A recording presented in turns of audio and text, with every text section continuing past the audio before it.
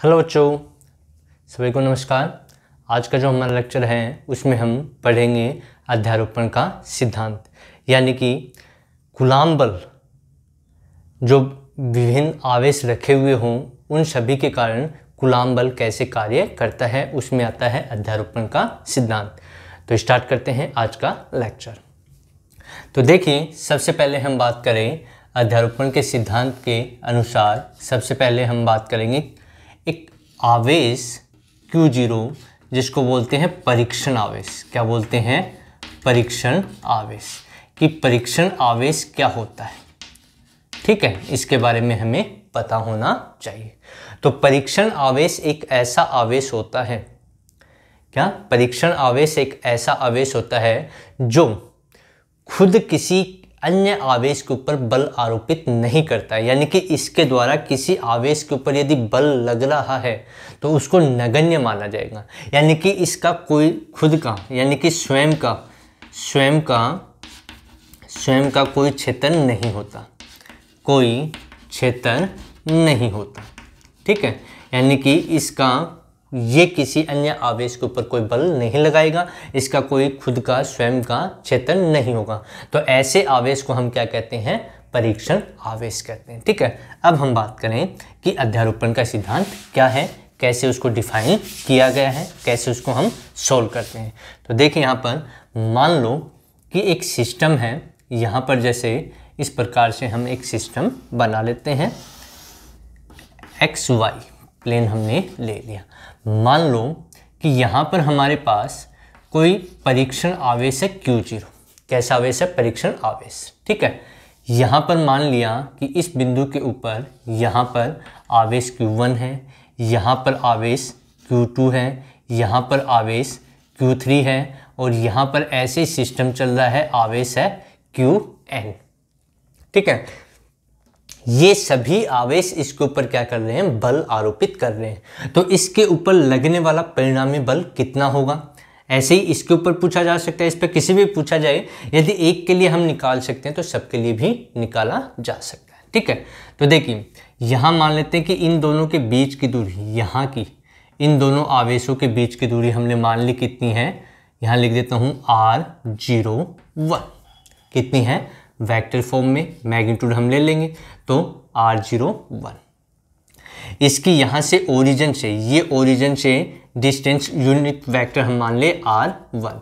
इसका हम मान लें यहाँ से वेक्टर R0, ठीक है। ऐसे ही यहाँ पर Q2 आवेश है, इसके हम यहाँ से मान लें कि R2 है वेक्टर। ऐसे ही इसकी हम मानते जाएं, इसकी Q3 की ये मान लें R3 वेक्टर। और ऐसे ही हम Rn, ये जो वेक्टर है इसकी मान ले Rn। इस प्रकार से हमने यूनिट वेक्टर मान लिया। कहाँ से? ओरिजिन O से। तो यहाँ से डिस्टेंस आ गई R01, ठीक है। ऐसे इसके कारण डिस्टेंस किस किस के? Q2 और Q0 के बीच में, उसको हमने लिख दिया R02 वेक्टर, ये लिख दिया, ठीक है। ऐसे इसके कारण डिस्टेंस होगी वो, या पोजीशन वेक्टर हम कहें, या आ जाएगा डिस्प्लेसमेंट, कितना आ जाएगा? R03 vector. ऐसे इसके कारण आ जाएगा, इसको हम लिख दें R0n वेक्टर। ये हो गया, ये डिस्टेंस मिल गई या पोजीशन वेक्टर हम कह सकते हैं, ठीक है। इसका इसके रेस्पेक्ट में, ऐसे इनका। अब देखिए, ये जो है हमने मान लिया कि ये जो सिस्टम है, इस सिस्टम में सभी चार्ज हैं पॉजिटिव। कैसे चार्ज हैं? पॉजिटिव। नेगेटिव भी हो सकते हैं, लेकिन हमने मान लिया सिंपल करने के लिए इसको पॉजिटिव, ठीक है। तो यहाँ से देखिए, ये इसके ऊपर फोर्स करेगा, कैसा? रिपल करेगा। कैसा करेगा? रिपल। तो यानी कि इसकी डायरेक्शन ये हो जाएगी। इसको लिख दिया F01, यानी कि पहले आवेश के कारण इसके ऊपर लगने वाला फोर्स F01 वेक्टर, ठीक है। और डायरेक्शन के लिए हम यूज कर लें, क्या यूज कर लें? R01 cap. क्या यूज कर लें? R01 कैप यूज कर लें। ऐसे ही ये इसके ऊपर फोर्स करेगा, इसकी डायरेक्शन इधर होगी, क्योंकि ये भी इसको क्या करेगा? रिपल करेगा। इसको हमने मान लिया F02 वेक्टर। और डायरेक्शन के लिए हम क्या यूज कर लें? R02 cap. पीछे हमने पढ़ा था वेक्टर फॉर्म, जो कूलाम्ब लॉ था, ठीक है, कूलाम्ब के नियम का सदिश निरूपण हमने किया। वहां से आप देख सकते हैं कि R01, R02 या फिर R03 3 ऐसे हम कैसे यूज कर रहे हैं, क्या यूनिट वेक्टर है, क्या डायरेक्शन होगी, उसके लिए हमने यूज किया था।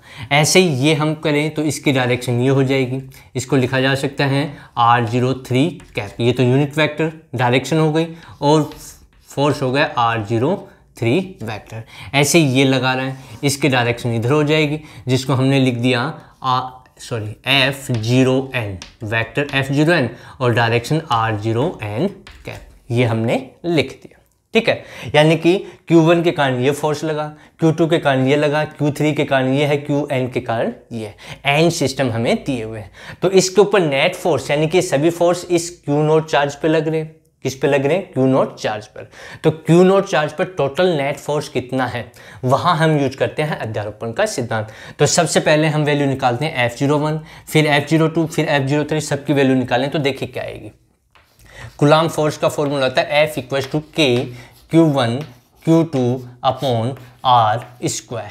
ठीक है, और डायरेक्शन के लिए हम लिख देते हैं R कैप। क्या लिख देते हैं? R cap.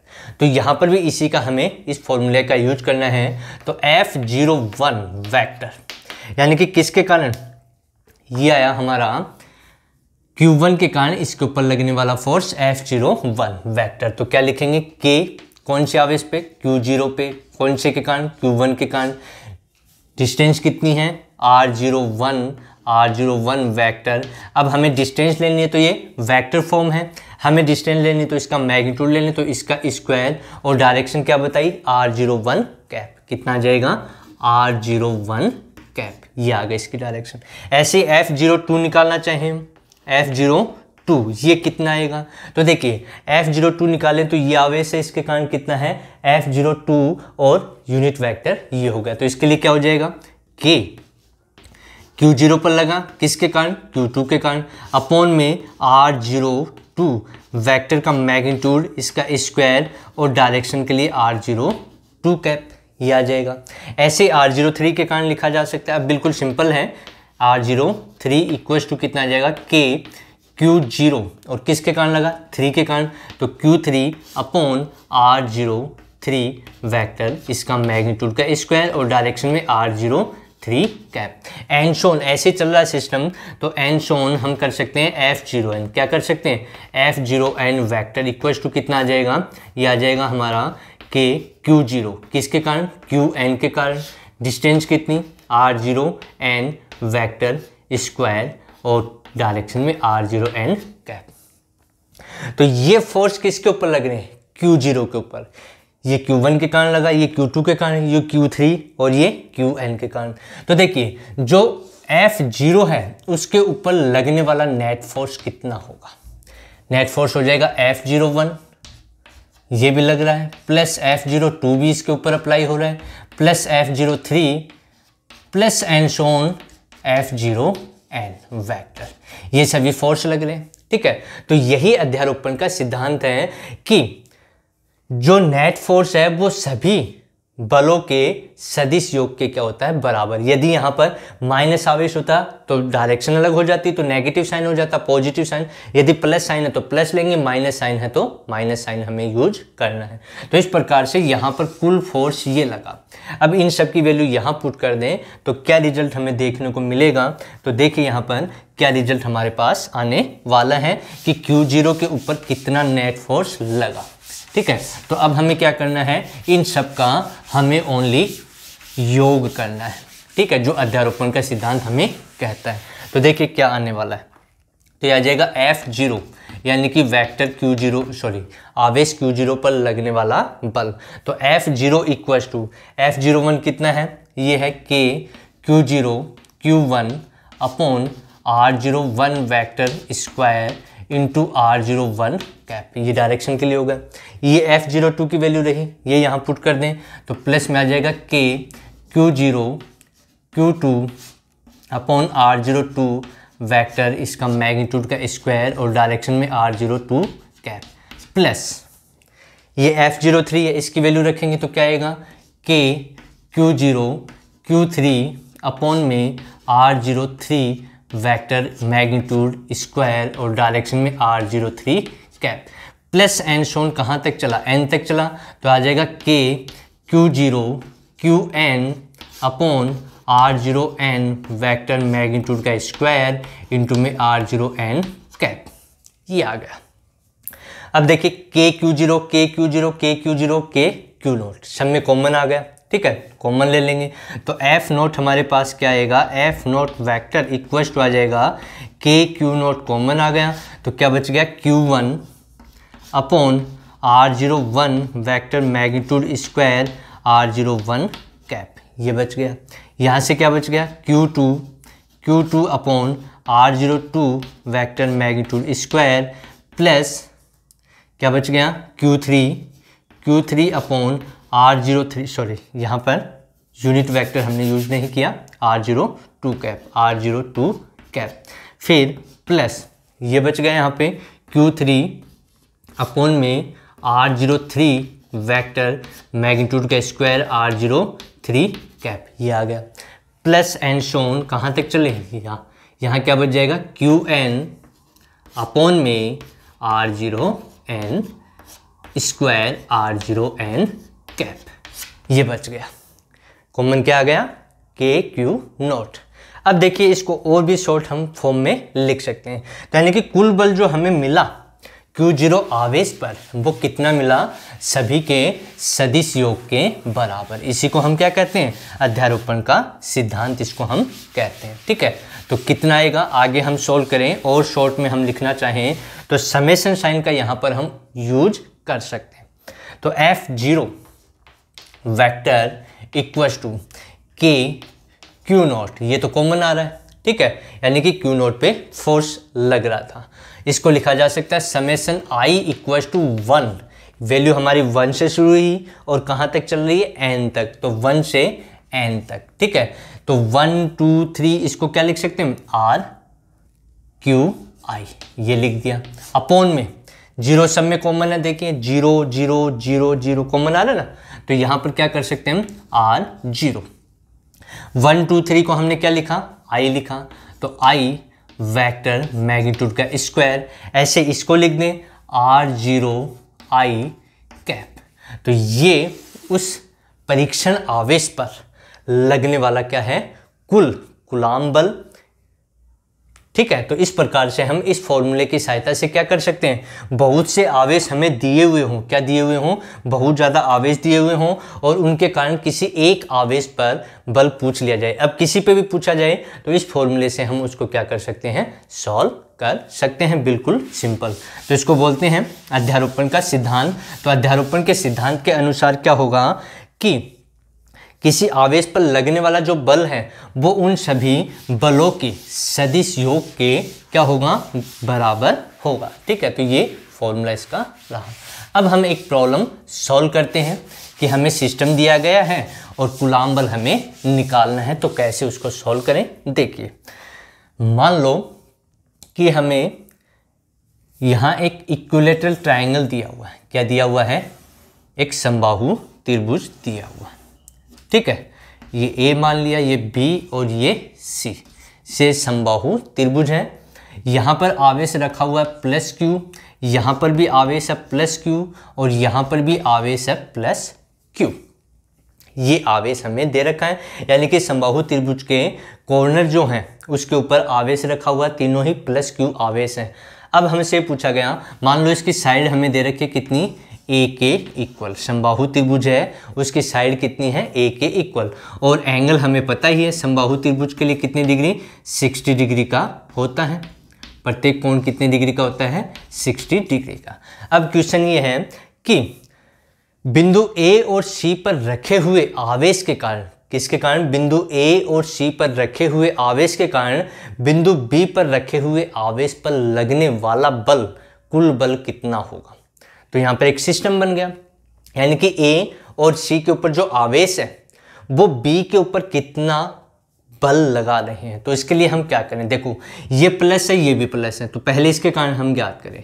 तो ये इसको क्या करेगा, ये प्लस ये प्लस, तो ये इसको क्या करेगा, प्रतिकर्षित करेगा, तो इसकी डायरेक्शन ये आ जाएगी। इसको हमने मान लिया कितना है, FBA वेक्टर, ये मान लिया, यानी कि B पर यहाँ पर जो आवेश है और उसके ऊपर बल लगेगा ए पर रखे हुए आवेश के कारण, जिसको हमने क्या लिखा, एफ पी ए। क्योंकि समान प्रकृति है, दोनों धनात्मक हैं, तो ये क्या करेगा, प्रतिकर्षित करेगा। ये लास्ट लेक्चर में हमने बताया था कि यदि समान प्रकृति के आवेश हों, प्लस प्लस हो या फिर माइनस माइनस हो, तो जो बल लगेगा वो उनको मिलाने वाली रेखा के बाहर की ओर होगा। तो इसकी बल की दिशा ये आ गई। ऐसे ये प्लस, तो ये भी इसको क्या करेगा, प्रतिकर्षित करेगा। तो इसके कारण इधर बल लगेगा, इसके कारण क्या लगेगा, थोड़ा सही बना देता हूं मैं, इसके कारण कुछ इधर बल लगेगा। ठीक है, इसको हमने कहा C के कारण B पर लगा, तो इसको हमने लिख दिया FBC, ये लिख दिया।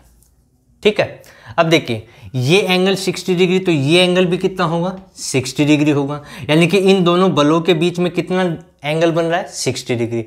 तो इन दोनों का रिजल्टेंट हमें निकालना है, तो हम पैरेललोग्राम का उपयोग करेंगे, समांतर चतुर्भुज नियम का उपयोग करेंगे। तो सबसे पहले हम इन दोनों की वैल्यू फाइंड आउट करते हैं क्या आने वाली। तो देखिए FBA की वैल्यू मैं यहाँ पर लिख रहा हूँ, तो FAB इक्वल टू, फॉर्मूला क्या है कूलॉम फोर्स का, कूलॉम नियम का, KQ1 Q2 upon R square. ये सिस्टम निर्वात में है, कहाँ पर है, निर्वात में या वायु में। तो देखिए इन दोनों के बीच की दूरी a है, ठीक है, आवेश Q है, तो क्या लिखा जा सकता है, FBA equal to KQ into Q upon में A स्क्वायर। तो ये कितना हो गया, KQ into Q square upon में A स्क्वायर, ये हो गया। ठीक है, ये किसकी वैल्यू आ गई, FBA, जो इस डायरेक्शन में, इस दिशा में लग रहा है।